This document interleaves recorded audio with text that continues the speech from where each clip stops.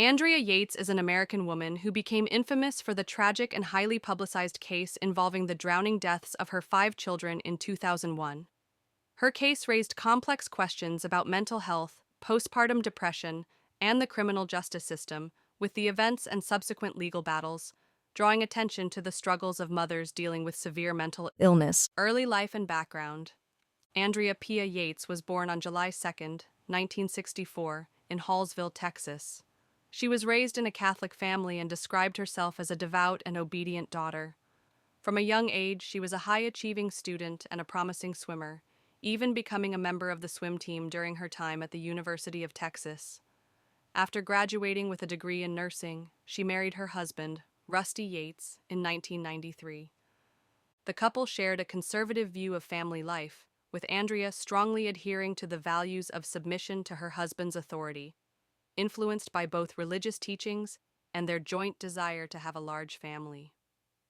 Over time, Andrea's mental health began to deteriorate, though it would take years for the severity of her illness to fully emerge. Struggles with mental health. Andrea Yates' mental health struggles were present long before the tragic event of June 20, 2001. She had a history of mental illness, particularly severe depression and psychosis, which became more pronounced after the birth of her children. Her postpartum depression became increasingly severe with each pregnancy, and she suffered from suicidal ideation and auditory hallucinations. Despite receiving treatment for her depression, Andrea's mental health continued to deteriorate. After the birth of her 4th child, she experienced a major breakdown and was hospitalized for psychiatric treatment in 1999. During this time, she was diagnosed with postpartum psychosis, a severe mental illness that can occur after childbirth and is marked by delusions, hallucinations, and often a distorted sense of reality. Andrea's condition worsened after she had her 5th child in 2001, and she became increasingly convinced that her children were in danger of going to hell due to her perceived inability to care for them. She also believed that she was a bad mother, and that the only way to save her children was to kill them, in order to protect them from what she thought was an eternal fate of damnation. The tragic incident.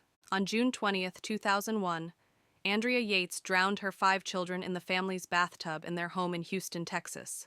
The children, Noah, 7, John, 5, Paul, 3, Luke, 2, and Mary, 6 months, were all drowned one by one in the bathtub, while Andrea was in a psychotic state, convinced that she was saving them from eternal damnation. Afterward, Andrea called 911 and calmly confessed to killing her children. She told the operator, "I just killed my kids. I need help." When police arrived, they found Andrea sitting on the bed, staring blankly. She was later arrested and charged with capital murder. The legal process and public reaction. Andrea Yates's case quickly became a media sensation, garnering national attention due to the tragic nature of the crime and the mental health issues that appeared to be at the heart of it. During her trial, Andrea's defense attorneys argued that she was suffering from severe postpartum psychosis at the time of the killings and was therefore not criminally responsible for her actions. They presented expert testimony about her mental state, her history of depression and psychosis, and the fact that she had been under psychiatric care for many years. At her first trial in 2002, Andrea Yates was convicted of 2 counts of capital murder and sentenced to life in prison. However, her defense team appealed the conviction, claiming that key pieces of evidence had been misrepresented, particularly the testimony of a psychologist who had misinformed the jury about her mental state and the influence of a controversial statement by the prosecution, suggesting she could not be mentally ill because she had confessed. The retrial and reversal of conviction. In 2006, Andrea Yates's conviction was overturned after the Texas Court of Criminal Appeals determined that the prosecution had relied on faulty expert testimony during the original trial. This led to a retrial in 2006, where her defense team once again argued that Andrea had been suffering from postpartum psychosis at the time of the killings and was not capable of understanding the wrongfulness of her actions.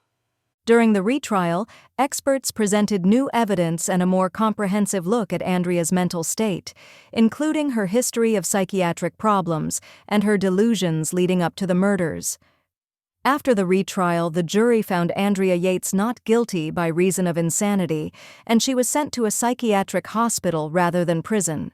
She was committed to the Kerrville State Hospital, where she was to remain under psychiatric care for an indefinite period.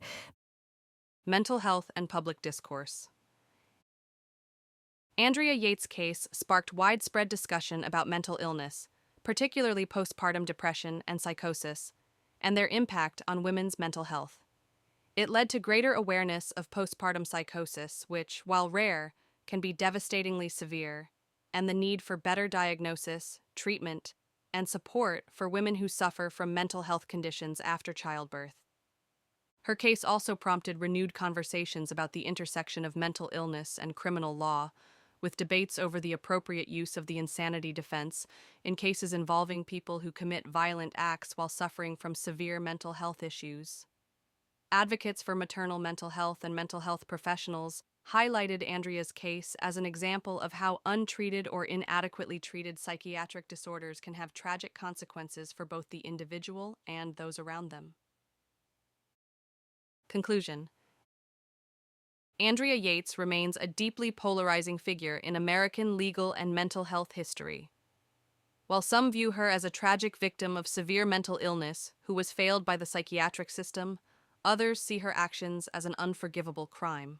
The case, however, stands as a stark reminder of the need for better mental health care, particularly for women who suffer from postpartum depression and psychosis, and the challenges involved in distinguishing between criminal intent and the consequences of untreated mental illness. As of today, Andrea Yates is reportedly in a stable condition and remains under psychiatric care at the state hospital. She has made efforts to seek forgiveness for the deaths of her children, but the lasting impact of her story continues to resonate with those who grapple with the complexities of mental health, motherhood, and the justice system.